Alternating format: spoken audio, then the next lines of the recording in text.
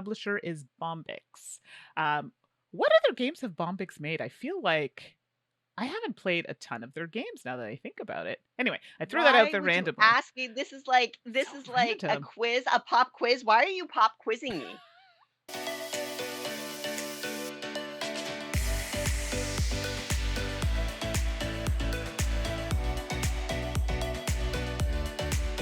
This episode is sponsored by Druid City Games. It's time for the Salt and Sass podcast when we share our love for the wonderful world of board games with you, whether you are a gaming veteran or just starting your tabletop journey. Welcome to episode 21. I'm Suzanne. And I'm Mandi. And here we are, Mandi. I am so glad to see you. We were just talking before we hit record about how we really haven't talked much over the last couple of weeks. I'm Yes. not going to blame Diablo 4, but I'm tempted to. No, we're really It's busy. I it's won't been blame busy. I Diablo. mean, yes, Diablo 4 is like my relax time, and people are like, "What?" It is, but we'll get into that momentarily. Nothing like mayhem for a little bit of relaxation. Listen, I mean, it's been busy. New promotions at work and managing people. It's just like I work with some great people, but it's, you got to I'm not a talker too much at work. Now I have to actually have like face-to-face meetings and, look nice at meetings. The worst. No more PJs. Come on. Yeah, it's a little rough. Well, that's okay. You deserve your relaxed time more than ever then if you're going through all of that. So I Yeah. mean, I know that I've actually been playing a fair number of board games. It's bananas how much board gaming I've been getting in, but that's awesome. Wow, that's so good. But the trade-off is I haven't been playing a lot of video games, right? Because you only have so much free time. I Sure. am still playing a ton of Backpack Hero though. Uh, it is growing on me. I have the early access, and I didn't realize I was just doing the demo earlier. The early access Okay. does give you the other characters I talked about, and now I'm playing this one where you get little pets that activate powers and things like that. I'm haven't won with this hero yet. Still trying though. Feels a little bit like Slay the Spire, where Right. I'm just in it to win it no matter what, even if that means that I lose a billion times in a row. But Fine. I'm having fun with it. But really, Mandy, that's all the video gaming I've been getting in. And I haven't played, I mean, I still am not in Diablo 4. I'm tempted though, because I'm seeing a lot of my friends play it. And it looks like you're having a lot of fun with it. Oh my goodness. I know. And I swear, like you said, you've been playing a lot of board games. Yeah. I haven't even been playing a lot of video games, to be honest. I've been so busy, but like just before bed, a little bit of Diablo every night with my brother. And I have a little Discord group that we Love it. small group, because you gotta get a little particular with who you play with. That's kind of how I'm a little fussy. And yeah, so I'm playing a necromancer in Diablo 4, and I just broke tier 3. Yes, I'm slow, okay? I like to do all the side quests. I'm like, oh, this shiny thing over here. Oh, there's a legendary. Let me get this in this fight. And anyway, yeah. So I've been messing around, and my brother's like, "Come on, tier 3, make it hard." And oh my gosh, so I finally gotten Wait, my so build tiers are perfect. not levels, right? So no, so I'm level 54, which is I'm a little late to the game because a lot of people like tier 3. They're like, anyway, they've leveled up way faster than I have, but it's because I like to putter. Yeah, so I'm level 54. And it is a struggle to get to the next level. Like XP is like you only get a little bit at a time in these fights. Tier 3 is kind of the level of difficulty, but it also gives you increased drops like for weapons and stuff, but it also gives you more XP, which is what you need to level up. But yeah, it's hard. It's real hard. So, but my build, I put it together and I think it'll ride me out till level 70 in tier 3. When we get to like nightmare mode, I might have to reevaluate the situation. And that's the Necromancer you're playing, right? I am playing a necromancer. My brother's playing a necromancer. My friend Brian is playing a necromancer, and then my brother's wife is playing. I think she's playing a rogue. No, she's playing a druid. Yeah. So it's really hilarious because everyone's like a necromancer, and then in the chat we have some sorcerers. Anyway, yeah, it's a whole song and dance. But there are some people that you all might know online who are, playing with us. We have Dutch Yoda in the chat and Phantom Meeple, which is Joe online, and yeah, so a few familiar faces. That's awesome. That's very, very cool. Yeah, so that's unfortunately all I have on the video game front for now. I'm That's not gonna lie to funny. you; it's gonna be like that for a while. I might throw in a few others there, but that's what we're working with. RPGs. We keep talking about how you and I do solo RPGs and we never talk about them. It's just time, right? Like we kind of poke at them, but it's just time to actually sit down and do it. So I got to start with my friend Stephanie, who will be doing more content on the channel as well. Uh, for Wonder Room. So for those not who are listening, I'm showing up a book, and I'll put a link in the description. And this is a RPG that's not strictly solo, but it does play 1 to 4 players.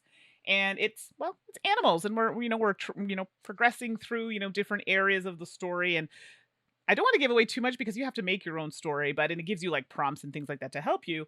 But literally getting to that home, getting to that final place. And I'm weird.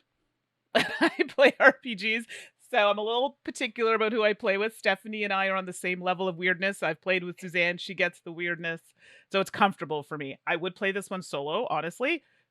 My friend Stephanie plays a solo, says it's so good. But we're playing a 2-player, and she's kind of like leading it because she's played it before.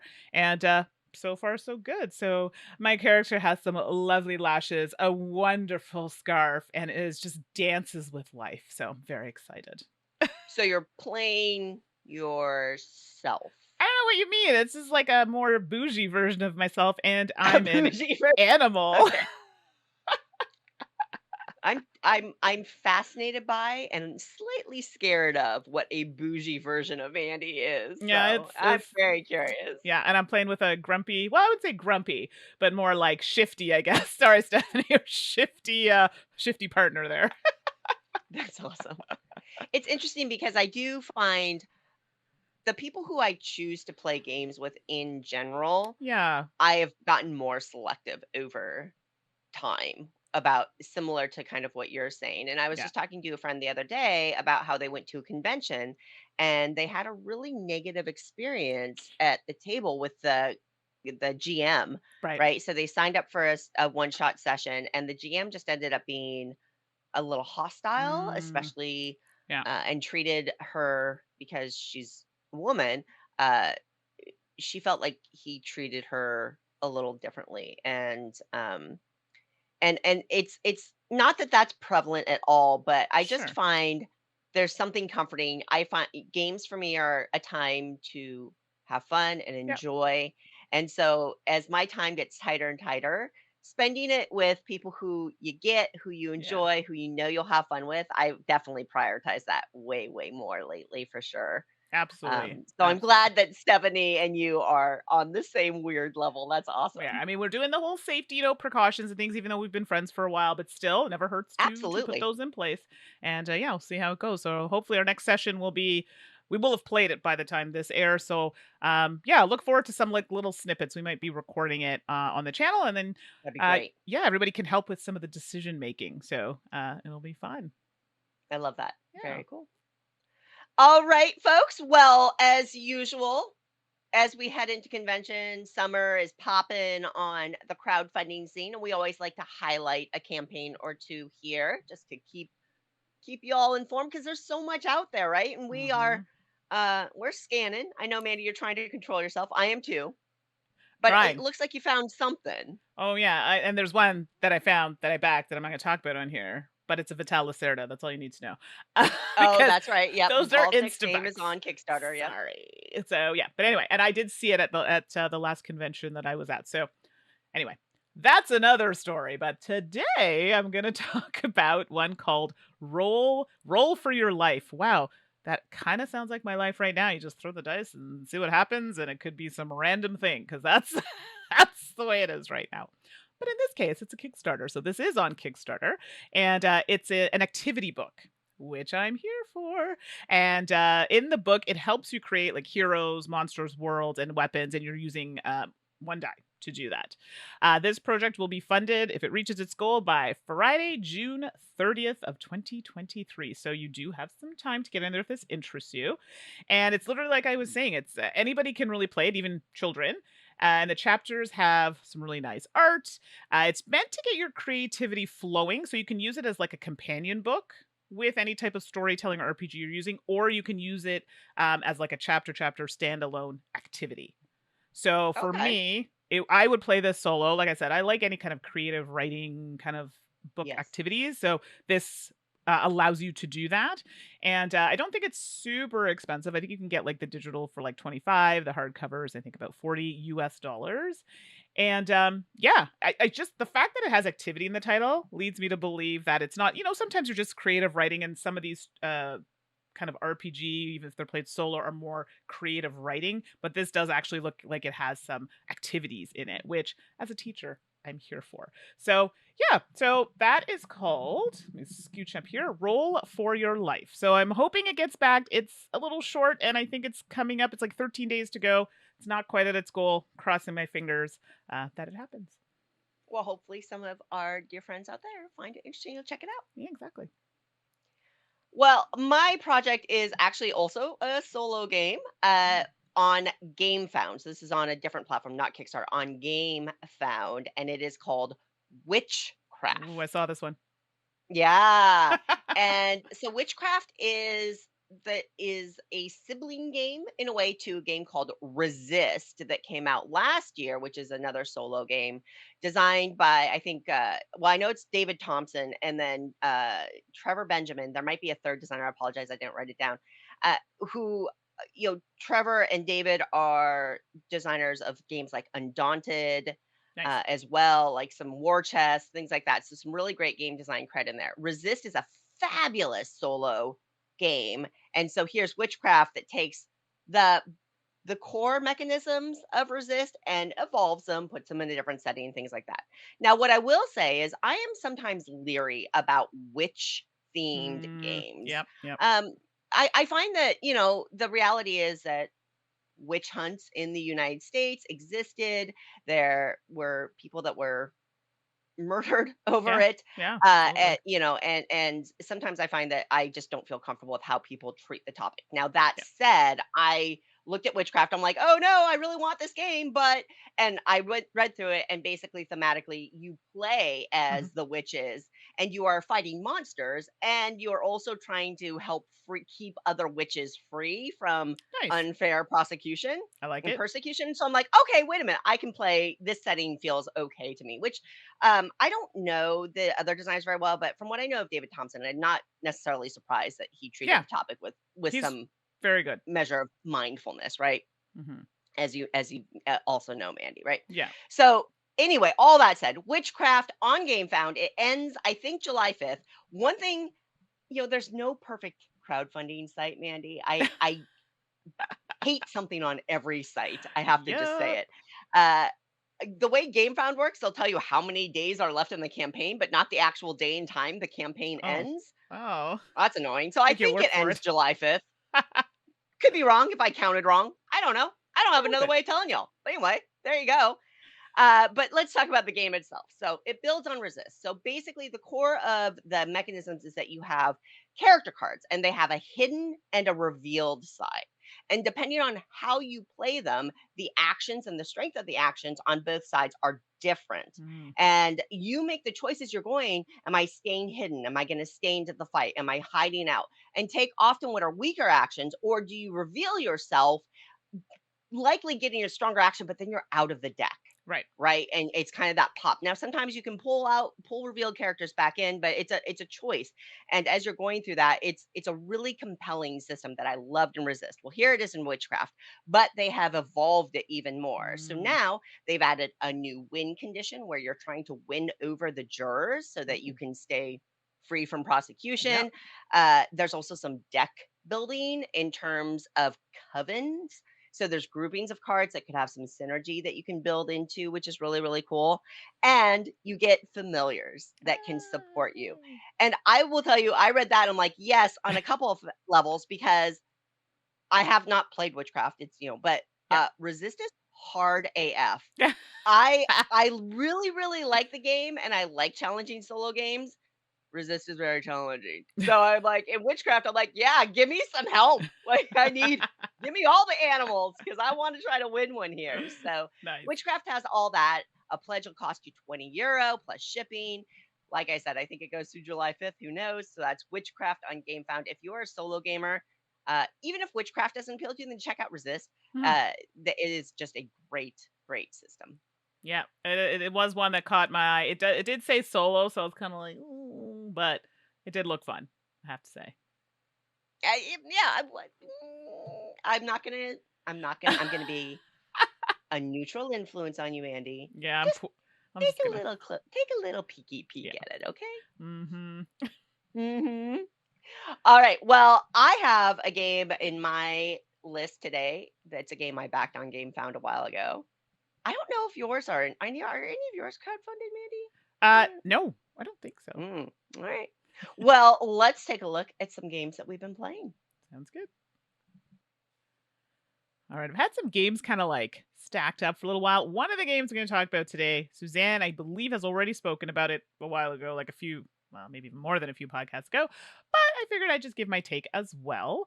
But before I talk about those games, I got to do a little shout out here to listener by the name of John. John was very kind to send me a game called Vegetable Stock. And if you're wondering why that sounds familiar, it's because Suzanne talked about it on a podcast not that long ago. So I think it was maybe, 3 podcasts ago, Suzanne? Give or Something take? like that. Yeah, so if Yeah. you want to hear more about Vegetable Stock, check that out. John, thank you so much. Unnecessary, but I very much appreciate it. So thank you so much. All right, well, the first game on my list that I played is called Glow. Not the television show Glow, the game. This is a Glow. beautiful game. I don't have a copy. I haven't played it, but I'm excited to hear about it because it's gorgeous. It's really the art was like right up my alley. I love it because it's like that sketch, like black and white, but it's kind of like I'm trying to think of how would you describe that kind of art? Like it's sketch art, but like I don't even know. I'm not an artist. I'm sorry. So I'm this is where I need someone who's an artist to be like, this is what this is, Mandi. Anyway, but Glow was designed by Cédric Chaboussi. Art is by Ben Basso and Vincent Dutré, and the publisher is Bombix. What other games have Bombix made? I feel like I haven't played a ton of their games now that I think about it. Anyway, I threw that out Why there would you randomly. ask me? This is like a Random. quiz, a pop quiz. Why are you pop quizzing me? Because I'm a teacher. Because I'm we've allowed. played a ton of. I know I have played a ton of Studio Bombix games, but of course now I can't think You of any blanked. of them. And I'm sorry, that was very mean of me to put you on the spot. But now that I'm thinking about it. But anyway, there you go. So it's 2 to 4 players and it plays in about 45 minutes. It retails for about $42.95 Canadian. And Glow Oh, is sea salt and paper. Oh, Sorry. I'm like, there's one we played that I know. Yes, and I've been playing.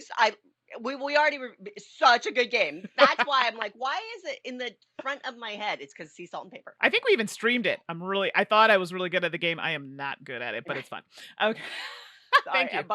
Good memory. Love it. So Glow caught my eye because it is a card drafting, hello, dice rolling, heyo, kind of like combination game. And what's cool about this game, it has 2 sides of the board that you can play on. And we'll get into it because I found one side of the board was a little bit more my jam than the other, but they play very similarly. And the whole concept is that you're an adventurer, you're building your company by recruiting new traveling companions each turn, trying to combine their powers in the best way that you can to gain points. So what you're going to have is the board, and you decide which side you want to play on. The first side of the board is a little less busy, I guess you could say, and you have a few more components that you can play with. So like these little houses that you're going to put on areas of the board, and you have your little, I think they're ships if I recall, that you're moving across the board to get to different areas that are going to give you points. Now, the dice in the game, everybody gets a character that they're going to play, and it comes with a certain set of dice. Some have more dice than others. Some dice have just different symbols on them. It is what it is.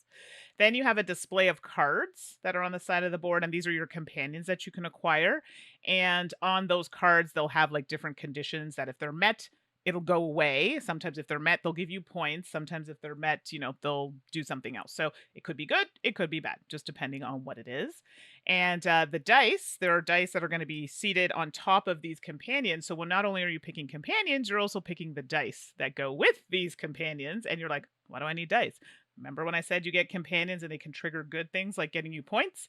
The more dice you have, right? You could potentially roll combinations. So they have symbols like water drops or fire symbol or whatever. And you might have a card that says, for every fire and water drop combination you have, you get 5 points. So the more dice you have and you roll that combination, 5 points, 5 points, 5 points, 5 points, right? So this is going to happen every round. You're going to assess that. But then you do have some cards that'll be like, if you roll, if you have 2 water symbols anywhere in your roll and you have a companion, oh, it says 2 water symbols, it goes to the graveyard. It's gone. Bye. And you might think, oh, that's not a big deal. It kind of is in the game because some of them have additional points they give you. Also, they have these little, and excuse me, I don't remember the name, but they have these little like symbols. They look like little potion bottles. You need to have equal to or more of those, depending on which side of the board you're playing with, to get those like extra 10 or 15 points at the end of the game. So the deck is set up where you have cards A and B, and then once you go through all the cards, the game will end after an equal number of turns. That's literally the game, and you're trying to move to places on the board to get to different spots that have point values. The farther out you go, the more points there are, and you obviously can't have more than one of your figures in those areas. There are blocks, though. So on one side of the board, for example, on the harder side, I guess you could say, you need a certain amount of dice faces. It'll say you need 5 different symbols on your dice in order to progress past this point to get into the next area. Or maybe you have to pay a resource plus have these types of dice to get in. So you could be stuck at a spot for like a couple of turns while everyone else is getting in there, and maybe you don't get those points at the end of the game. So that's the general gist of the game. So as Suzanne was saying, the art, hello, love it. It's so good. It's like, it just reminds me of someone who's like, sitting down in a corner in a chair. They've got their like heavy, dark black kind of pencil, and it's like scratchy, scribbly, but then there's some like shaded areas and then just pops of color randomly. That is a horrible description. I don't know how else to describe it to you. Think like Tim Burton-esque, but more pencil drawn. No, I think as soon as you said it, I hadn't thought of it that way, but yeah, there's a moodiness to it. I think that feels very Tim Burton-esque. That's a great Yeah. analogy. So whoever, if you're listening to this, you're an artist. I'm not going to call up my artist friends who I know listen to the podcast. Please correct me so that I know the proper wording for it next time. Anyway, that's what caught my eye about this game. Overall, the game for me was fine. So the first side of the board was okay. It was fairly simple. I mean, it was a lot easier to get to your locations, but I did find there were some turns where you were just sitting there, roll, and you just weren't getting the things you needed. And yeah, there are reroll tokens and things to help you, but it comes down to luck of the draw, or luck of the roll, if you will. Then the other side of the board, you kind of ran into that, but I found it a little easier to remedy, and I just found it a little more interesting for me specifically. So you had fewer pieces on the board, but you had a bit more obstacle to get to different ways, but I found it was a little easier to mitigate, oddly enough. The game itself for me, I just feel like, even though it was simple, I don't even know if I'm wording this properly. I don't need a game to be complicated to be fun. But when I played this game, I felt like it was like I'd play it with someone who maybe wanted a game with not a lot of rules and could easily understand what was happening. Hey, this symbol matches this, and I think we'd have a great time. Is it one that I would go out of my way and say I need to have it on my shelf? No. And it's not that it's similar to anything I have. I actually think it's a little different than things that I have. I just don't know if it's a game for me that's enough to keep my interest. But definitely people who are newer or like kind of a lighter game and who like that kind of dice rolling type game. And it's not even really like a lot of dice rolling. It's just you roll them once, you know what I mean? And then try and match your symbols to cards. I think I have friends in mind who definitely would enjoy that time. So it's not a bad game. It just wasn't a game for me that I could see owning for a long time and having for a long time. Play it with some friends. Does what it's supposed to do. Mechanically, it works. Like I said, there were a couple times it was a bit tricky kind of moving out of an area, but that just comes down to luck, right? So Glow overall, beautiful game. Definitely see it for a certain subset of players. It just wasn't one to hold my interest long term. Mm-hmm. Yeah. And Mandy, I appreciate what you said about a game doesn't need to be complicated for Yeah. you to enjoy it. But uh, when I think sometimes people forget that you especially, you really like those heavier Euro style games. I And do. I've played plenty of lighter games with you. It's Oh, for not that sure. you don't enjoy, you enjoy all sorts of games except dexterity. But but I love that you can call out that maybe Glow isn't exactly a sweet spot game for you, Yeah, especially with your predilections towards heavier games. But sure. it that doesn't mean it's not right for somebody else. I think that that's a great call out. Yeah, appreciate it. And let's be clear, my friends who I play with play a lot of the same games as I do, and they really enjoyed it. Again, they knew who they wanted to play it with. Like, it's not a game that if we were all gonna get together, they'd put it on the table, but they're like, "Ah, so and so, I know they played XYZ type games. This would be comfortable for them." So, liked it in that sense. So, Glow, I mean, definitely, I think people should check it out. It's not a bad game. It just wasn't one for me that I would hold on long term. And as a little bit of a tangent, Yeah. on board game social media spaces, there are often discussions about reviewers and whether there is honesty or unbiased Mm, reviews or an honest review, and I don't dive into it much because right. for a variety of reasons. But one thing that I really like that sometimes people will call out is getting to know the people who are talking about the games Mhm. really helps, right? Absolutely. And so somebody listening, it's so important, Mandy, that the way that you lay things out, because people who know your taste and who know e- even if they don't have the same taste as you, Sure. they know that, right? And then they say, "Oh, okay, well, if Mandy isn't high on it, but I actually think that sounds great because Yeah. that's really really important." Or when you have a game that doesn't fit what you normally like, but then you're saying, "Oh no, this is an exception because of X, Y, and Z." I think that that is so helpful. I mean, that's how I listen, right? I find people who I even if I don't align with them, I understand them. Right. Right. And how they explain it makes sense to me. And I think there's so much value in that. You So do that to me um all the time. You get me to he play speed games and stuff. I'm like, oh, speed. I'm like, oh, but that game was really good. Thanks, Suzanne. there's always an exception, right? The exception makes the rule. Anyway. All righty. Well, thank you for that, Mandy. No problem. First up for me is a game that Mandy, I think we were just Mhm. chatting about before the recording, Trailblazers. Wait, wait. I thought you might want it because I you're so have it. I excited. got my little travel version for those watching. Suzanne will talk about it. It comes in two. I don't know if Suzanne was all fancy pants and got the nice one, but I got the little travel one. It's beautiful. Yeah. And Mandy just held up a small little like zippy Yes. neoprene bag. So, Trailblazers is a game designed by Ryan Courtney. We have art to Seth Lucas, and it's published by Bite Wing Games.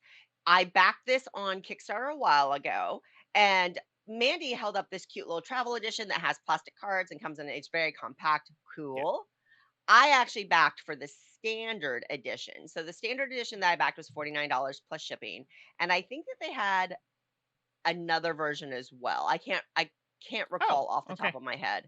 So they had multiple editions that you could pick and choose from. And I got the standard edition because it plays up to 8.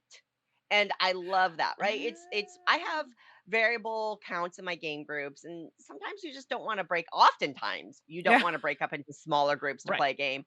But finding games that play a higher count can Helps. be challenging. So that's why I got the standard edition. So Trailblazers, the standard edition, plays up to 8. And what you get in the box is a bunch of rectangular cards, like slim rectangular cards and a few square cards. Hmm. And basically you have a and again, I'm so sorry, I have a theme, right? So this is a lovely thematic game about going on hikes, right? You're just walking along trails and it's very outdoorsy in that sense. And so you get 3 base cards, a blue, a red, and a brown. And I think it's like biking trails, hiking trails, Yeah. and rivers thematically, but I just call them blue, red, and brown. You're starting to sound Apologies, like me, White Wing. Suzanne. Whoa, whoa, I la. know, right? And basically, it's a drafting game. So you're going to get a hand of these rectangular cards. You're going to pick one of your bases to put down, and then you're going to start building off of it. After that round, you're going to get a new hand of cards. You're going to put your second base down. You can pick which one. Like if you look at your hand, you're like, oh, I've got great river cards. You can put your river one down. And if you're no, I've got great biking cards, then you put your biking one. It's a free choice for you there based on what your hand. So then the second round you put down that one, third round you put down the final one, and then you play a fourth round without placing a new base. And after the fourth round, your game is done. So each round you're getting a hand of cards, you're drafting, passing, taking 2 cards, playing them, and then moving on. So that's generally the game flow. Mhm. Now, the specifics, of course, are in how these cards get placed because you're building trails. So the domino or the rectangular cards themselves have a variety of paths on them in red, blue, or brown. and different shapes, and they go off the edges and different configurations. And what you're trying to do is create loops. So you Mm. want brown trails to start at the brown Oh. base and loop back to the brown one eventually. Same with the blue. You want rivers to loop back around and end back up at the blue base and things like that. But you've got, these cards have all sorts of multiple paths and twisting starts and things like that. So it's tile laying essentially. The other little twist is that you can overlap cards here. So the rectangular Mhm. shape allows you to you can place them. The kind of standard rules, it has to be adjacent to an existing card and things like that. You don't have to line up paths perfectly. You can break paths up if Oh. you need to, right? So a blue can go into Oh. brown, but then you've broken the loop, so it's not going to score, right? Cool. And at the end of the game, the longer the loop, the more points you're going to get. There are also some during game scoring cards and some end game scoring cards that can amp you up a little bit along those lines. That is the base game. Now, the standard edition comes with a couple Hmm. of expansion options. There's campfires, there's a whole passel of amazing animal meeples. Like these, I love wooden You bits. got I know. Well, you got the travel edition, well, Mandy. hold on now. I'm looking. Hold on. Well, you got Sorry. the travel edition. I think it's just the base game in the travel edition. I didn't get any Yeah, she's looking. animals. So No you animals. get in the standard edition, you get the animal expansion, which has like bison meeples and Oh. moose meeples and wolf meeples. They're amazing. I love the bits in the animal expansion. And there's an element where you're trying to sight animals and take photographs of them, Aw. all keeping within this lovely outdoorsy theme. Love it. Cool. And that's the game. So you play that. I will also mention that Trailblazers can be played solo as well, which I have played it a few times solo. Oh, I'm excited because I'll be playing it solo, Yeah, so I want to know. and it's totally the kind of game that you would play solo, Mandy. Excellent. All right. So it is beautiful. The illustrations are gorgeous. I love it. Cool. It's just a lovely little game. It's got a great color palette. It feels a little modern in its design Hmm. and its aesthetic, which is cool too. I really like that. Uh, it is you're building a tableau and you just got to go where the cards take you, which is true of many, many games. I will tell you, it is extraordinarily annoying when you have to kind of shift your tableau over because you're running out of real estate. I mean, that's true of any tableau game, but Yeah. because of the card overlapping, it's actually a little nerve-wracking. So if you ever have to do that, take a photo with your smartphone Smart. and then Yeah. move everything so you can make sure you've aligned it perfectly after you shifted it. Just gonna put that out there. Um, the game, the draft is interesting. You pick two to keep and you pass the rest, and you pick two to keep, that kind of thing. I I often will play, and I think some of you all out there as well will often play drafting games a little aggressively, right? There's deny drafting, where you take a Mm. card that you don't necessarily need, but you know that it will strengthen your opponent so much that you have to keep it from them, right? This is not a deny draft game. This is Oh. very much a, oh dear God in heaven, please pass me a card that I can use that will complete this loop kind of draft. It is a hopeful draft, Oh. maybe. So not a deny draft game at all. It's kind of a that hopeful draft thing, which I think is cool because quite frankly, there's so much going on. All these twisting winding. Look, folks, maybe you're a different kind of player than me. There's just no reasonable way that you are looking at your opponents and trying and understanding what they're trying to do and trying to prevent that from happening. Like in that way, it does feel a little bit like multiplayer solitaire Okay. because you end up hyper focused on your own tableau. And even if you look over at your opponents, to heck if you can make sense of it in a quick glance, you know? This game, Trailblazers, it is very, very hard. What? The Oh game rules are so simple, right? Lay out a camp, lay paths, create loops, score points. Huzzah! There are so many options. The cards, there are so many different designs on the cards. And because you have three different types of paths that you're trying to create, and because you can overlap the cards and no. Hmm. orient them in any way, you find that you are awash in choices as you are Oh, looking at. I So like it. you're looking at your hand of cards and you're trying to assess which two are the best for me, which two do I want to take? Unless you're looking for a very specific bend, it takes a little bit of time. And even if it has that specific little bend that you're looking for, then you're like, "Oh, no, but it has water there, and that water will break up my red path, and, Right. well, if I break up that red path and I don't have enough rounds to do this and blah." There are so many choices, and there are so many impacts to the Yeah. cards that you put down and how they will make or break these paths. I will say I think it can feel overwhelming. It Oh, is oh. it is a lot. It is just a lot to calculate depending on how you play games. Now, if you just want to throw down some cards and try to connect a few paths and you're real chill about it, no problem at Cool. all. My friends and I are a little more competitive and a little more trying to maximize a little bit more, and we just felt like there was a lot going on. I don't know if that's a criticism, but it Okay. definitely was something that felt like a slight disconnect between the feel Mhm. of the game and the practice of the game. Got it. Now, all that said, I have also played this solo.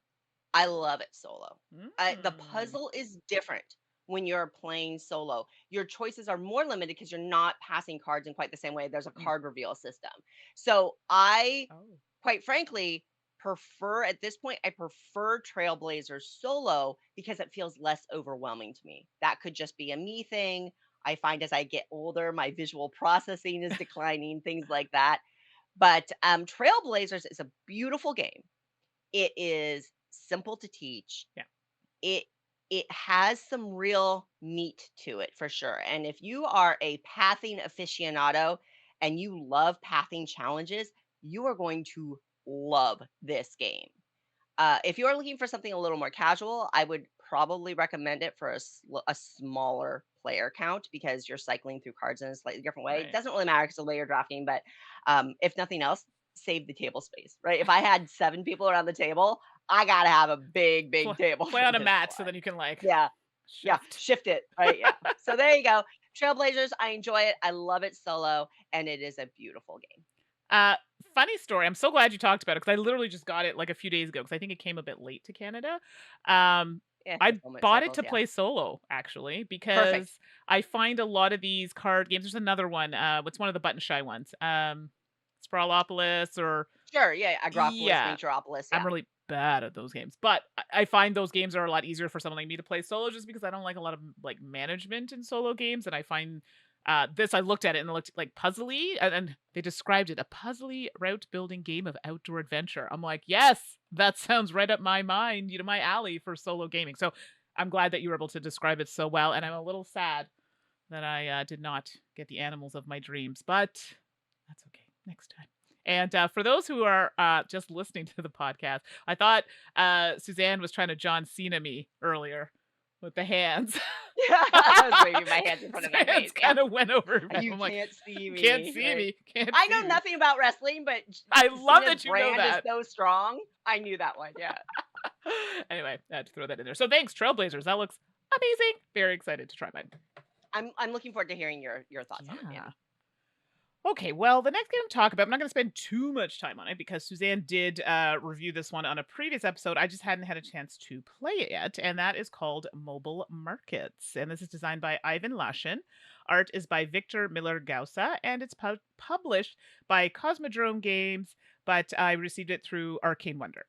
And it's for 1 to 4 players, and it plays in about 40 to 80 minutes, and it retails for about $47 Canadian. So as a side, if you're familiar with the game Smartphone, you may find some similarities in this game. So, the whole theming of this game is that you are a CEO of a multinational consumer electronics company, but you're getting ready for that new mobile technology. Yeah, that's totally not me at all, but hey, I like to pretend, and that's what games are about. I get to pretend to be somebody else. So, in this version, it's cards. So you are literally using your cards for your customers. You're using cards for pretty much everything in this game. And I'm very bad at it, but you definitely have to get like an engine kind of going here with the types of cards you're using. Not so good at that, but that's okay. But guess what? Spoiler alert, I still liked it. So just a quick, I'm like all over the place. I'm so excited because I enjoyed it so much. So in the game, you have some boards that are set up, and those kind of walk you through the different phases of the game, which I really appreciated, by the way. They had the wording on each one, so it tells you what phase you're in. And this comes down to, your turn order, because you're going to be setting the prices of how much you're going to sell these phones for. They also start with an event card, which is a little different, but it's an event that tells you how many customers are going to go out. And there are 3 different types of customers. I don't remember the exact description, but there's the ones who are, you know, gonna settle, like they want the chipper chicken. They want the cheapest thing. But if you give them a little extra, okay, well, we'll take it for a slightly higher price, or sorry, for our price, but we're willing to look at it. Then you have the people that are kind of like middle of the road. You know what I mean? A lot of these customers with the selfies and like, so they're good for middle of the road stuff. And then you got the bougie clientele. I feel like I might be in this realm here. And this is where they want their 8K, all the things on their phones, and you have to meet those demands. Otherwise, guess what? You can sell them at a high price, but they want all of that stuff on there. So that's the only way you're gonna be able to sell to those. And then there is a way to get private customers throughout the game that you can sell to directly versus having to sell to the ones that are in the market. So you're up against everybody else. And the tricky thing here is you're trying to get different kind of technologies that you can put into your phone. Sorry, not an electronics person in this sense, but you're trying to put on, what is it? Help me out. 4G, the little N thing. I don't know. There are different technologies. Suzanne's looking at me like I have no Like idea. video games. No, like there's also like battery life or Yeah, yeah. things like that. So things that make your phone better, right? So those are things you want to get, and then they have other cards that'll help you trigger during different phases in the game to either make the phone better but a lower cost for you, or just to gain more points or things like that. So those are opportunities you can do there, but you get that by everyone having these 2 boards, and you kind of have to maneuver them in a way to have certain kind of symbols showing. And then depending on how many symbols you have showing will depend on how many, for example, kind of technology points you're going to have to spend. How many crates are showing and how many symbols you've covered up. That's how many phones you're going to be able to sell. So all of these things will matter down the line. And setting your price is really important because you have symbols that can increase or decrease your price. You don't want to go too high. You won't be able to sell to those customers that are only willing to pay, maybe $3 for a phone. So setting your price at $8 is going to be a little trickier for you to sell those phones. Versus if you go too low, right, you're just not making the money. Because when you start putting these technologies on your phone, because you have a little board, you have to pay in certain slots if you start filling up your phone too much with too many technologies, right? It's like you're upgrading something. It starts to get really expensive. So the margin of sale is, your profit gets a little bit smaller.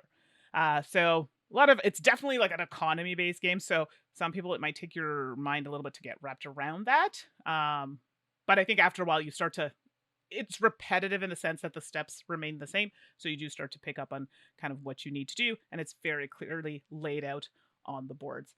And the game ends after X amount of rounds because you have some event cards. I think it's 6 rounds, if I'm not mistaken. You'll know because the last event card that's played will come out, and you'll know that'll be the last round. And then whoever has the most points wins, because there's a round that every round you're calculating points based on how many phones you were able to sell. So the sense of the game is very similar to smartphone, which I liked. I found this one trickier for me. Okay. Yeah, it's not bad. It was great. I liked it. But I found for me to kind of get like my engine going was a little trickier, and that's on me, by the way. That's totally on me, because you definitely want to find cards that work together, and I find in this game you really had to pay attention to that. Versus the other one, I think it was just a little more, this is what it is, this is what it does. This one's like, this is what it is, this is what it does, but it works really well if you use it in conjunction with XYZ, which is the whole purpose of engine building, right? And I feel I'm just really bad at those types of games. I'm like, oh yeah, that works, that works, that works. So I had all these like random pieces that worked individually, just not together. And I feel that kind of left me at a disadvantage. Again, that's not the game's fault. That's my fault. So That's a you problem. That's a me problem. I was on the struggle bus for a little while playing this game, but in the end we got there. Didn't win, but I had lots of fun. So I don't know about you, Suzanne. I'm sitting here debating, do I keep both or do I Yep. get rid of one? And I find them I find them different enough that I have friends who's like, "Oh, I'll keep mobile market." I'm like, "I don't know," because I have some friends I think that would prefer smartphone over mobile markets. They play a little differently. Yeah. So, They do. Yeah, I do. I find that. And some people are like, "Oh, it's more streamlined." I'm like, "Well, like it's different." it's different. Like, the engine building thing is a thing in the card one, and I'm not saying you don't have a little bit of things working off each other, but I find the whole economic basis of it, I find a bit more so in the original, but you're less reliant on some of the cards and things that you have. I don't know. What So for me, yeah, we've had this discussion, my amongst my friends and I. Sure. Ultimately, I kept both because I really, really like Yeah. smartphone, and I also really, really like mobile markets. But if I have 2 or 3 players, I'm going to play mobile markets. Yeah. If I have 4 or 5 players, I'm going to play smartphone. Yeah. Because smartphone has an area control element with, the board and where you're putting out your buildings Right. and things like You that, do need that I higher player enjoy it count. more Yeah. at the higher player count. And because of the systems and things like that, I think that I enjoy mobile markets more at the lower player count. Yeah. So ultimately, I looked at it, and yes, it has the same placard manipulation and the icons and the market pricing systems are very, very similar. But just from an experience and a player count point of view, I loved mobile markets, but smartphone plays up to 5 and it's great. So yeah, Yeah. I'm not any No, help there. Sorry. listen, I'm right there with you. So, all that to say, I very much enjoyed mobile markets, and I have both. Wasn't crazy about the expansion for smartphone. We had definitely talked about it on a podcast previously. It's fine.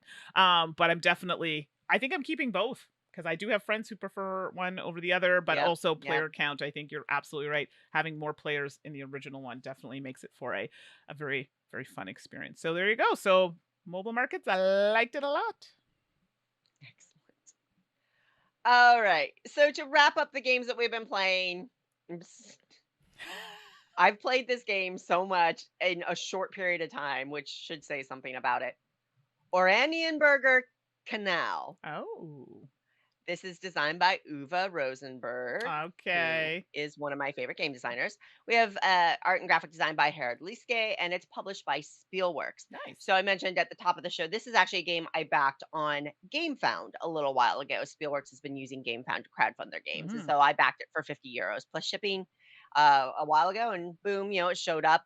I'm really only going to be talking about the base game. It came with 2 expansions Oh, that I wow. haven't even opened the box on, and we can talk about that in a second. So, Orienburger Canal is a 1 or 2 player game. So, Mandy, I'm not sure. We'll see what you think of this. Well, I think Well, that's we'll see what why you think about it, Mandy. I looked at it. We'll Let's be see. clear. I looked at it, and I think that's what threw me because it says 1 or 2, and I'm like, "Oh, yeah." Anyway, Right. you might change my mind. Maybe we'll see. I will because I have the maturity. For somebody as old as I am, I'm just shockingly immature. And at one point, I realized that I could just say Orienburger Canal and started calling the waterways canals. So if I say that during my discussion here, my apologies. It's because I can't stop. Wow. Uh, but it's canal or canal anyway.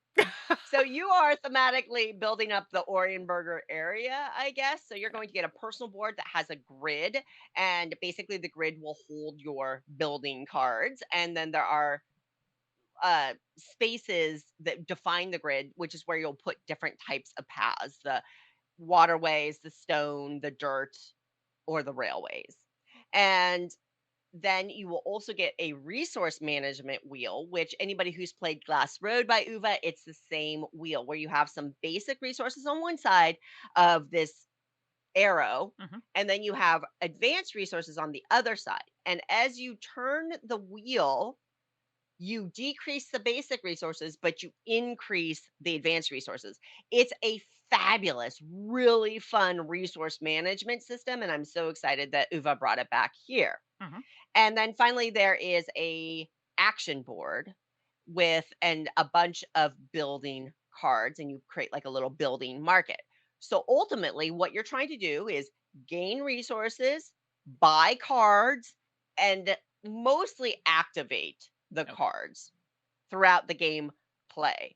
And the cards themselves, you're going to seed the market based on the player count. Once the cards are all gone, the game is over. That can take a variable number of rounds depending on how y'all are playing and how you're going through the buildings. So let's talk about the two-player game. Basically, you get these big chunky wooden discs. Most of them are gray. There's a red one and a yellow one. And what you're going to do is on your turn, you're going to take that stack and you're going to put it on one of the action spaces. So maybe you gain wood, gain gold, build a bridge, build 2 paths, buy a building. Right. And then you take the action. The next player will take the stack, leaving 1 disc on that spot, blocking it, and then move to another one. And then take that action, the next back and forth. So that's the almost worker placement system where you are blocking spaces just like in worker placement, but you've got this stack of shared workers. Mhm. Now, first player does alternate back and forth. So in one round, each round, the first player gets 3 turns and the other player gets 2, but it Right. alternates back and forth. So it's balanced that way. So that's a really fun and interesting way to do action selection or worker placement there with that shared stack of resources. And then, like I said, with the wheel, you gain 5 wood, the wheel can move, and then you gain resources. What's interesting, comparing the resource wheel to Glass Road, it's more flexible. In Glass Road, when resource spaces freed up, when you had a gap on the basic side, your arrow would turn, Hmm. decreasing your basic resources, but increasing your advanced resources. Sometimes you didn't want that. Sometimes you needed the basic resources, and you're like, oh crap, In Orienberger Canal, you get to choose whether you are moving the wheel. The rule is still the same. You have to have that free zone to move into, but you don't have to. Okay. And I really like that adjustment. It makes you feel like you have more control and you can be more strategic, which is important because the prices on all these buildings can range wildly, Mhm. and managing your resources so you can plan for the buildings is very, very important. Finally, as you buy these buildings, you're going to put them anywhere on your board that you want. There's no adjacency rules, but you may want to because buildings activate twice. So buildings will have points on them naturally, but then they all have an ability of some sort. To take advantage of that ability, you have to activate the building. Each building will be activated a maximum of 2 times the entire game. Ooh. It will activate once when it is fully surrounded by paths, Okay. and it will activate once when 2 bridges connect to it. When that second bridge goes down, you activate it instantly. Dang. And then the building is technically done for the rest of the game. You'll still get the end game points on the card, but then you won't activate it. Now, cards can have things like, hey, if you have 3 railways next to this, you're going to get 2 points per railway. Or it can have, for every stone path on your board, get X points. It can have exchange 3 coal for 2 money. There's a huge amount of options and actions on all of these cards. Mhm. And how and when you activate them is a critical part of the game. The paths that you choose to place around them is a critical part of the game. Paths cost different resources, which makes the resource management extraordinarily challenging as well. So you're using these resources to buy cards. Oh no, wait, I need that gold to build this kind of path. So I don't want to spend gold on that card, but I really need that card. Oh no, what am I going to do?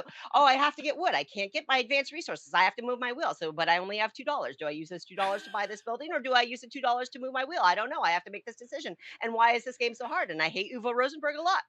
That's Suzanne, get out of my brain, okay? exactly. I was channeling you there. It's a lot in a very positive way. Yeah. And that's just the A deck. So the base game includes an A deck and a B deck of these buildings. Okay. In the A deck, there's 3 different types of buildings. You're going to shuffle up each one differently and take a selection, 7 of this, 6 of this, and put them out. You don't even play with the other ones from the A deck for that game. Oh, wow. So every game you play is going to be different based on the buildings that come out. They have a huge impact to how the game plays out. And the B deck goes next level. There's so much game in just Nice. that. I haven't even broken the shrink wrap on my expansions. I'm like, why would I need to? And I think I've played this game 6 times now. Wow. I haven't there's so much, which is cool. Um, the solo game is very, very similar, except you play in 7 rounds and you basically block off one of the workers. Like there's a progressive blocking that happens on the board for your actions, and then you try to maximize your score in that. Okay. I mention that because one of the interesting, first of all, I love this game. Love, love, love, love, love, love, love, love. I Yay. love so much about it. Cool. What I find very interesting is the 2-player game and the solo player game feel different. So, because there's so much variability in these cards and they have such an impact on the gameplay, Mhm. in a solo game, it feels like a puzzle. You have 7 rounds, you get what you get, you make the most of it. Mhm. Cool. The two-player game is really about making the most of what you get and doing better than your opponent. I think, for those of us who track our gameplays and track our game stats, you're going to find in some games you scored 112 points. And in another game, you scored 160 points. And Right. another game, you score 82 points. Well, what's going on there? Are you really just that much better or worse at the game? Maybe, maybe. But there is, because these cards have such an impact, I think you have to approach each two-player game as kind of a separate moment Right. and a really a duel, a tense duel between you and an opponent, assessing what comes out, making the right choices at the right time to maximize on that moment, which I think is very, very interesting because the solo player game doesn't feel the same. Mm. And that's not a criticism. I really enjoy it both ways. I just think it's fascinating that it happens that way, Right. personally. So, I could go on, but I've already gone on long enough. Orienberger Canal, I think it's a great game. I love the resource wheel. I think that there are some really challenging choices. The economy money is super tight in this game. There's so much replayability, and I'm very sensitive about the word replayability because I think a lot of people misuse it, or um, I think a lot of people misuse it. Like chess is replayable infinitely, right? We've Right. proven that, but it's always the same pieces. But there's so much replayability and variability just in the base game. Um, if you are into solo or two-player games and you like Euro style games, check it out. It's real good. Love it. Nice. I mean, I looked at it. It sounds really cool. It sounds kind of intense, which of course, I'm here for, and it's a Nouveau game, so yeah, I have to try it. I just these 1 to 2 player games are so tricky for me to I get to hear the you. table. I But hear it you. sounds great. Yeah. Yeah. I don't know. I'm gonna go tackle a solo game of it after we record, I think. Nice. But before that, Mandy, you chose a game pie this week. And it feels like it's a game pie I would have chosen. So what's up with that? I was channeling you. You're channeling me this episode, like the random We're thoughts body oh, swapping. all over. And I'm just like, All right. yes, today we're going to be talking about puzzle games for our game pie because this seems serious yet fun. I feel like that's how you sound when you're picking games versus me like, oh, okay, oh my gosh, I got like 5 minutes. We're gonna record soon. Oh yeah, this looks really well, let's do this. That's more my MO. How to take this impression of me that you're It's doing. I have to good. think about this one. I'm so frantic. So if you It's didn't get it from all of that game pie, it's about puzzle games. And actually, I was inspired because Suzanne talks a lot about some really great puzzle games. I love puzzle games. I feel like I just don't play as many as I'd like to. And then Trailblazers just clinched it for me. I'm like, hey, oh, puzzle games, it is. So, I mean, this could excellent choice. include books too. We'll save this. Maybe that might be a different one. That might be a different one. We'll see. Yeah. But I kind of, again, puzzle can apply to so many things. So I right. certainly put some extra parameters mentally on myself. Um, and so, we'll see what people think. But we could probably do a whole nother game pie on, a puzzle category if in the future. For sure. So I kept my mind a little open here. Puzzle. If it's a puzzle to me, which a lot of things are, it went on the list. Just kidding.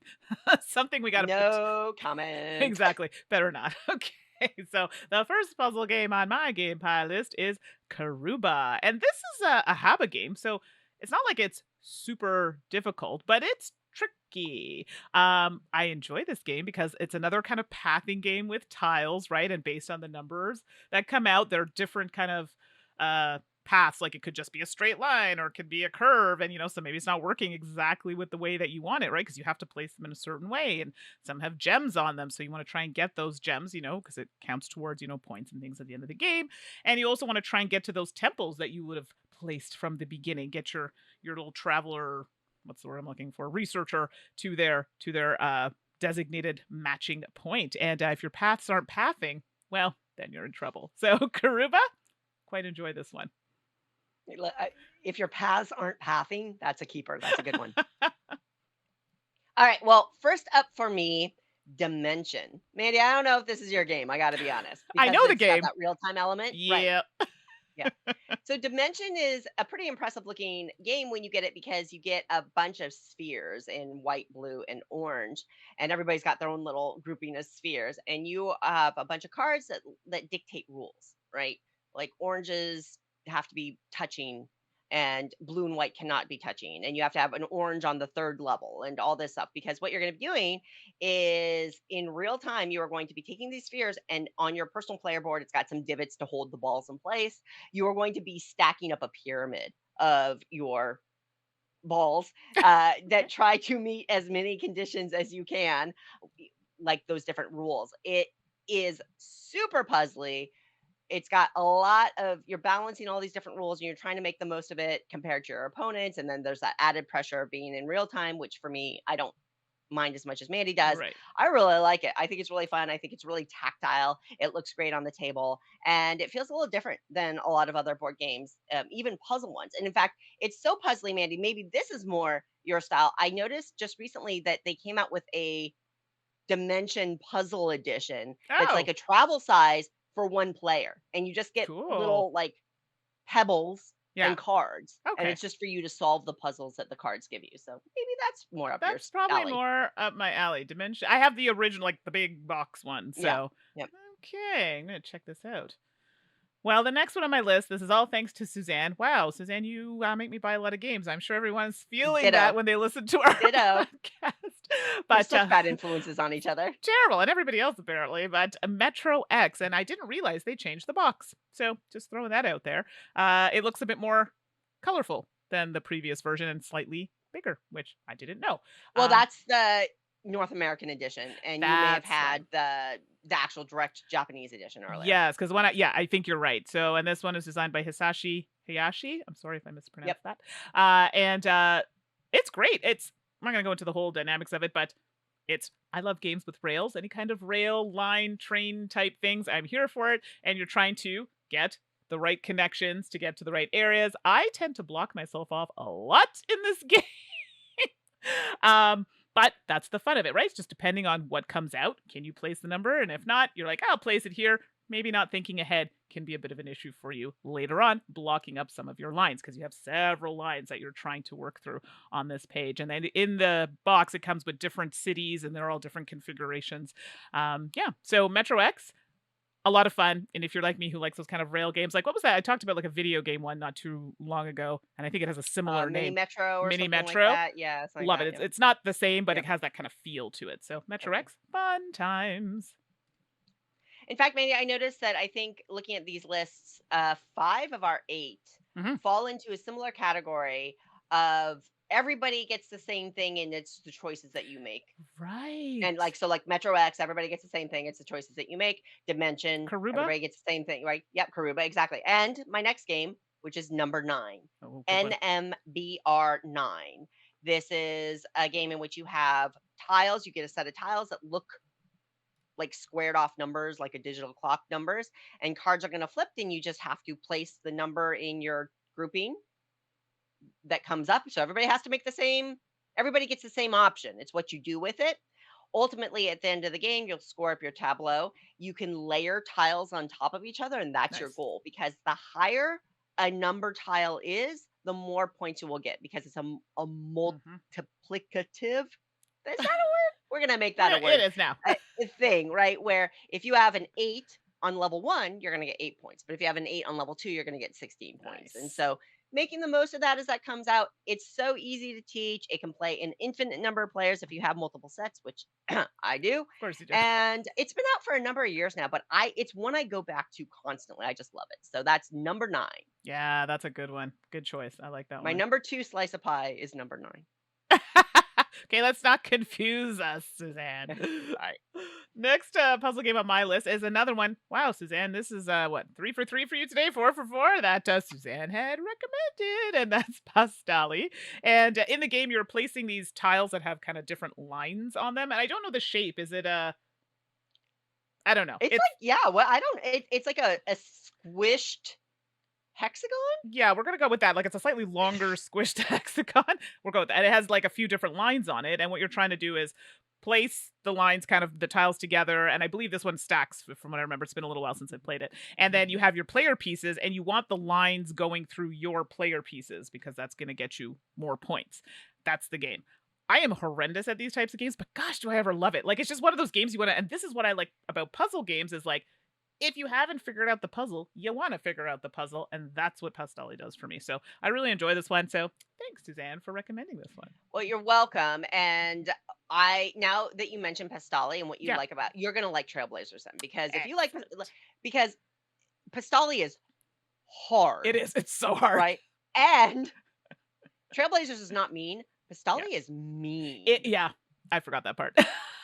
Sorry, everybody. Well, yeah. I Yeah, think it's a little. there's an element to you, Mandy, and I think to a lot of us, but Sure. I know you, uh, where those emotional highs and lows, even if you like when it stinks, when you get cut off, you get upset, Sure. not like angry, but like, I think there's an element where you really enjoy those emotional I moments, do. and even an abstract game like this, right? So it doesn't surprise me Right. to hear you talk about Pistoli. Nice. Alrighty, my next slice of puzzly pie is Tiny Towns. Another game Mm, where everybody gets the same choice, right? Card flips over, you get a resource. You're putting resource cubes on your personal player board. If you get resources in a specific configuration, it transforms into a building, and all the buildings have different scoring options. So you're just trying to maximize your score. It is very, very challenging. The board gets very, very tight, and it's one of those games that on turn 10, you're going to realize that on turn 1 or turn 2, you made a mistake that completely hosed your games. Oh well, just make the most of it. It's just really, really fun. There's a lot of variability in it. And it's again when you can play with a ton of different people. And there's something also just tactily that I really, yeah. really like about the cubes and the buildings. The tiny towns, love it. And they just announced they just crowdfunded. I think it Yeah. ended now, but they just crowdfunded a new expansion for it. So they're That's great. their ongoing support for it too. Yeah. I think I have a couple, one or two expansions, maybe Yeah, just one for this one. maybe. Yeah. Yeah. This is one of those games where I've scored negative, like a -4 or something. Yeah. Me And too. you Me too. people might laugh, but totally possible in this game. So, but super fun. So good choice. Another good choice. And last on my list is a game I think I've mentioned before. Didn't think in a million years I would like this game because it has a little bit of a speed kind of element to it, but Tiny Turbo Cars. And we played this with Horrible Guild, who is a publisher of the game. And I know Suzanne really enjoys this one as well. But it's one of those games where you have like a little board that you're trying to program your moves in advance and then try and this is where I struggle because you have to think, okay, step 1, 2, 3, 4 in advance and then do the things. But then sometimes if you don't carefully plan it, oops, there you go. I ran into a wall, or oops, I ran into a, slippery water, or lose a turn, or whatever the case may be. So definitely having that path set up and figuring out that puzzle for me, like, okay, I have to go back inside and over. And then the time element on top of it. Oh my gosh, it's a lot. It stresses me out, but I actually really like this game. So Tiny Turbo Cars, super fun game. Excellent choice. I love this game too. Yeah, great choice. All right, our last slice, my last slice of puzzly pie is Assembly. Oh, This is basically a solo only player in which you get a circle of cards that represent rooms and then a circle of discs that match those rooms, and they get randomized, and ultimately you're just trying to manipulate rooms and discs so that they meet their match and you get everything aligned. You're doing this with actions as you go through, but they're limited and they're random. So manipulating the pieces is extraordinarily puzzly. It is very, very challenging. And I really, really like this one. Now, there is a printed version. I think that they did release a mobile app as well. So it's yes, one I that you can check think out, you're right. and it plays great on mobile. It's just one of those Nice. that's so quick and easy to play. Well, mechanically easy to play. Making the win happen, that's a different thing. But Assembly Exactly. is an excellent, excellent puzzle game. And had, as I'm looking at all these great puzzle games, it slid right on into the top there. So there you go. Nice. I don't play them as often as I'd like, but I did enjoy it when I played it. Yeah. All righty. Well, maybe we'll do another puzzly pie in the future. Yeah, Who knows? Because there's a lot of games that fall under that category that are just great. absolutely. And as usual, I think we'll call that a show after we serve up our dessert. Thank you, everybody, for being here and joining us for another episode of the podcast. We will have more experts coming in the future, more games, obviously, in the future as well. Mandi, keep us posted on your Necromancer build. Hit that tier 3. Yeah, exactly. If you have Necromancer questions, Mandi's your girl. You can reach us at saltandsassgames@gmail.com. Or, heck, join our BGG guild and let's get a Diablo IV thread going in the guild. We are on BoardGameGeek.com, guild number 4131. Yeah. Or, Mandi, I think you posted about your character on social media, right? I did on all the socials, but even before the socials, if you're just listening, watching us, sometimes people have it on the YouTubes.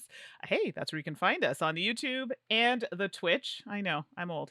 And that's at Salt and Sass Games, so Salt and Sass Games. You can also find us on the Twitter at Salt and Sass Games, but I don't post my Diablo updates there. I post them on my social medias on Instagram and the Twitter, and that's at 613Mandi, and that's Mandi with an I. Looking forward to those secrets.